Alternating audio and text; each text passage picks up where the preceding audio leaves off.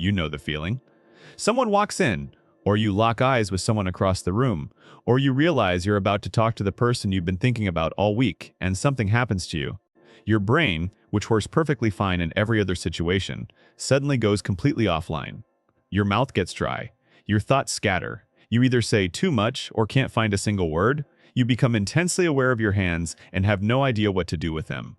And some part of your brain is simultaneously trying to have a conversation while also watching yourself have the conversation and judging every single second of it. And afterwards, you replay the whole thing. Cringe. Wonder why you're like this. Tell yourself next time will be different. And then next time comes. And it's exactly the same. If that sounds familiar, I want you to know something before we go any further. This is not a you problem. This is not a flaw in your personality. This is not evidence that you're somehow fundamentally bad at this. What you're experiencing is one of the most well-documented, universally human responses in all of social psychology. And more importantly, it is completely solvable. Not by pretending the nervousness isn't there, not by forcing yourself to be someone you're not, but by understanding exactly what's happening in your brain when it happens, and using that understanding to change your experience from the inside out. Let's start at the beginning. Why does this even happen? When you encounter someone you find attractive, your brain doesn't just register that person as attractive and move on. It does something far more complicated. It immediately begins calculating. It starts asking, what does this person think of me? Am I interesting enough? Attractive enough? Am I saying the right things? Do I seem cool or do I seem desperate? Am I being too much? Not enough. Psychologists call this evaluation apprehension, the heightened anxiety that comes from believing you are being assessed by someone whose opinion matters to you.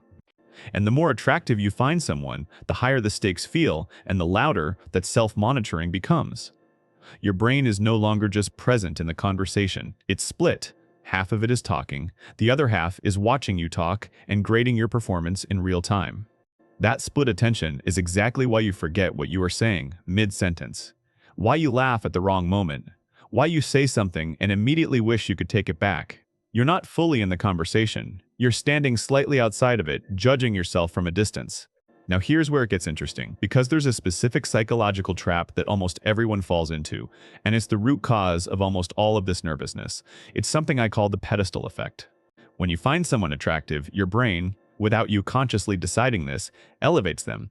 It places them slightly above you in your mental hierarchy. They become someone you need to impress, someone whose approval you need to earn.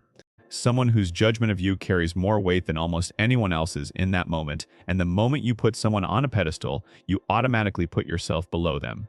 You create a power imbalance that exists entirely in your own mind, but your nervous system responds to it as if it's completely real, and that's the trap, because you're not nervous around them because they're actually intimidating.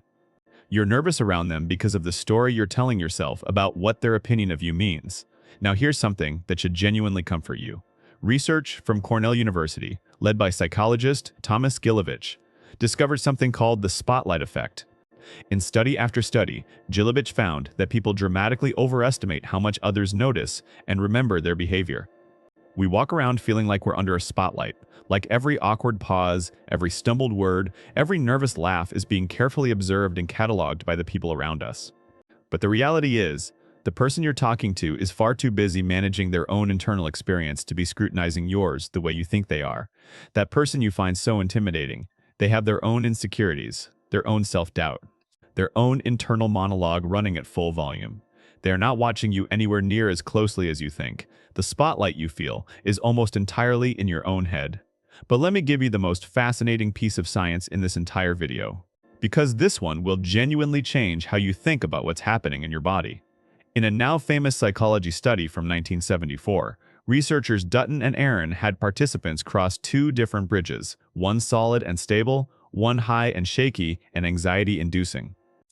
At the end of each bridge, an attractive research assistant was waiting and gave each participant her number. The participants who crossed the scary, shaky bridge called her back at significantly higher rates than the ones who crossed the stable bridge. Why?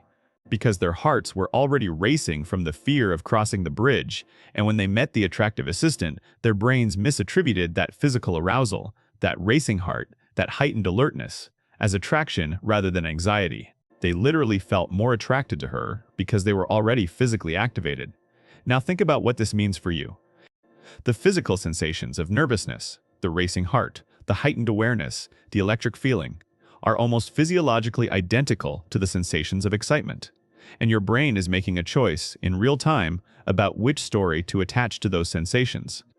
When you tell yourself, "I'm nervous," you activate the threat response. Your brain goes into self-protection mode. You shrink. But when you reframe it, when you tell yourself, "I'm excited, this person genuinely interests me," you activate a completely different psychological state. One that opens you up instead of closing you down. The physical feeling is the same. The story changes everything. Now let's talk about the most practical shift you can make. Because understanding the psychology is one thing, but you need something you can actually use in the moment. The single biggest change you can make is shifting your internal frame from trying to impress to getting curious. Most people walk into interactions with someone they find attractive with one silent, unconscious goal: to make that person think well of them, to perform well enough to earn their interest. And that goal, by its very nature, creates pressure, because it depends entirely on the other person's response, something you can't control. But what if your goal wasn't to impress them at all? What if your only goal was to find out who they actually are, get genuinely curious about them, not as a strategy, not as a technique to seem charming, but as a real shift in focus, away from "how am I coming across" and toward "who is this person, what's their story, what lights them up, what are they actually like beneath the surface?" When you're genuinely curious, something changes. Your attention moves away from yourself and toward them. The self-monitoring quiets. The performance pressure drops. Because you're no longer trying to win anything, you're just exploring. And exploration feels completely different from performance. It's lighter, it's freer. And, paradoxically, it makes you far more attractive than any performance ever could. Because genuine curiosity is magnetic. People feel it when someone is actually interested in them, not just trying to impress them. And that feeling creates connection faster than any perfectly crafted line ever will. There's one final piece I want to leave you with, and it's the hardest one, but also the most liberating. You have to become genuinely okay with the outcome not going your way. Not in a defeated, "I don't care about anything" way, but in a grounded, self-respecting way that says, if this person doesn't respond the way I hope, I will be completely fine. My value doesn't shift based on their reaction. I am not auditioning for anyone's approval. I am someone worth knowing, and if this particular person doesn't see that right now, that's just data, not a verdict on who I am. The moment you truly believe that, not just intellectually, but in your body, the nervousness loses most of its power.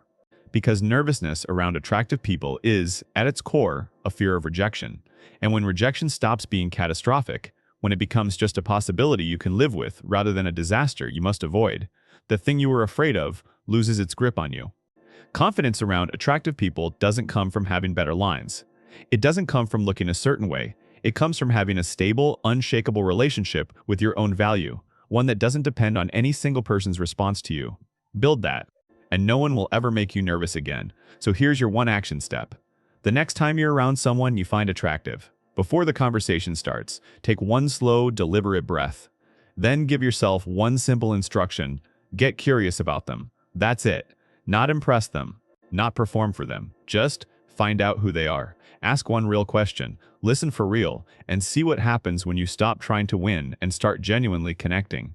This is Lowkey Mind, because the most attractive thing you can ever be is someone who is completely at ease in their own skin. Subscribe if this one hit close to home, share it with someone who needs to hear it, and drop a comment below. Tell me the one situation where you get the most nervous around people you're attracted to. I'd love to hear it. See you in the next one.